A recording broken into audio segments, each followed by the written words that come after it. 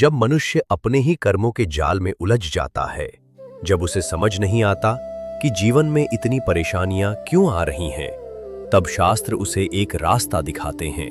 एक ऐसा दिन जब इंसान अपने पिछले पापों से मुक्ति की शुरुआत कर सकता है, और वही दिन है अपरा एकादशी।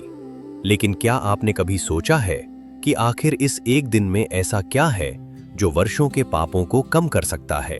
क्या ये सिर्फ एक परंपरा है या इसके पीछे छुपा है कोई गहरा आध्यात्मिक रहस्य? आज की इस वीडियो में हम जानेंगे अपरा एकादशी का वास्तविक अर्थ, इसका महत्व, सही व्रत विधि और वो गलतियां जो आपके पूरे व्रत को व्यर्थ कर सकती हैं। तो अंत तक जरूर देखिए, क्योंकि आखिरी बात आपके जीवन को देखने का नजरिया बदल सकती है। अध्याय 1, अपरा एकादशी क्या है? हिंदू धर्म में हर महीने 2 एकादशी आती हैं, लेकिन अपरा एकादशी उनमें से एक विशेष स्थान रखती है। शास्त्रों में कहा गया है कि अपरा का अर्थ होता है असीम, जिसका कोई अंत नहीं, यानी इस दिन किया गया पुण्य असीम फल देने वाला होता है। कहा जाता है कि जो व्यक्ति इस दिन सच्चे मन से व्रत करता है, उसके जीवन के कई जन्मों के पाप धीरे धीरे समाप्त होने लगते हैं। अध्याय 2, कर्म और फल का संबंध। गरुड़ पुराण के अनुसार इस संसार में कोई भी कर्म बिना फल के नहीं जाता, चाहे वो अच्छा हो या बुरा। हर कर्म एक बीज की तरह होता है जो समय आने पर फल देता है। लेकिन भगवान विष्णु ने मनुष्य को एक अवसर दिया है कि वो अपने कर्मों को सुधार सके, और अपरा एकादशी उसी अवसर का प्रतीक है। अध्याय 3, एक छोटी सी कथा। बहुत समय पहले एक राजा था जो अपने जीवन में कई गलतियां कर चुका था। उसने लोगों के साथ अन्याय किया, गरीबों का हक छीना, और समय के साथ उसका जीवन दुखों से भर गया। एक दिन एक संत उसके पास आए। उन्होंने कहा, अगर तुम अपने कर्मों से मुक्ति चाहते हो तो अपरा एकादशी का व्रत करो। राजा ने पूरी श्रद्धा से व्रत किया और धीरे धीरे उसके जीवन में परिवर्तन आने लगा। यही है इस व्रत की शक्ति। अध्याय 4, व्रत की सही शुरुआत। अब सवाल आता है कि इस व्रत को सही तरीके से कैसे किया जाए। व्रत की शुरुआत सिर्फ शरीर से नहीं, बल्कि मन से होती है।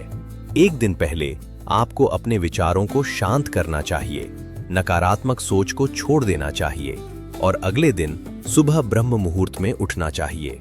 स्नान करके भगवान विष्णु का ध्यान करें, दीपक जलाएं, तुलसी के पत्ते चढ़ाएं, और पूरे दिन अपने मन को नियंत्रण में रखें।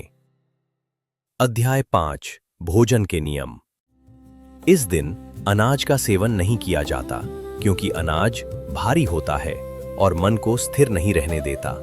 आप फल, दूध या हल्का आहार ले सकते हैं, लेकिन याद रखिए, व्रत का असली अर्थ भूखा रहना नहीं है, बल्कि अपने मन और इंद्रियों को नियंत्रित करना है।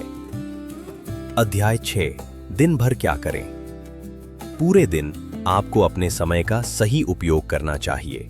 भजन करें, मंत्र जप करें, ध्यान करें, और सबसे जरूरी, किसी की मदद करें, क्योंकि सेवा ही सबसे बड़ा धर्म है। अध्याय 7, ये 5 गलतियां कभी मत करना। अब सबसे जरूरी हिस्सा। अगर आपने ये गलतियां कर दी तो व्रत का पूरा फल खत्म हो सकता है। पहली गलती, क्रोध करना। क्रोध आपकी सारी सकारात्मक ऊर्जा को नष्ट कर देता है। दूसरी गलती, झूठ बोलना। झूठ आपके व्रत की पवित्रता को खत्म कर देता है।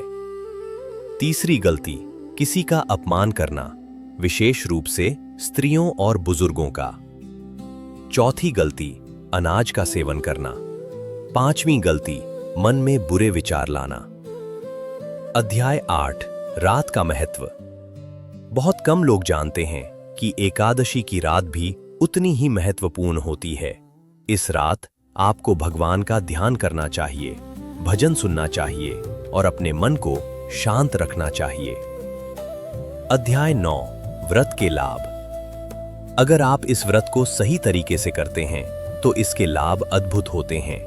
मानसिक शांति मिलती है, परिवार में सुख आता है, आर्थिक स्थिति बेहतर होती है, और आपके कर्म शुद्ध होने लगते हैं। अध्याय 10, अंतिम परीक्षा।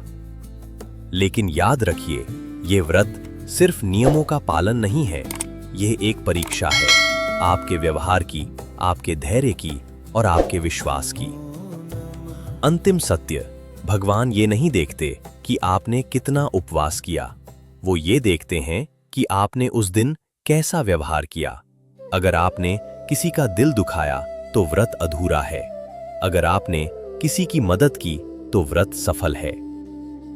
अगर आपको ये ज्ञानपूर्ण जानकारी पसंद आई हो तो वीडियो को लाइक जरूर करें और ऐसे ही रहस्यमयी और सच्ची जानकारी के लिए चैनल को सब्सक्राइब करना मत भूलिए। तो मिलते हैं अब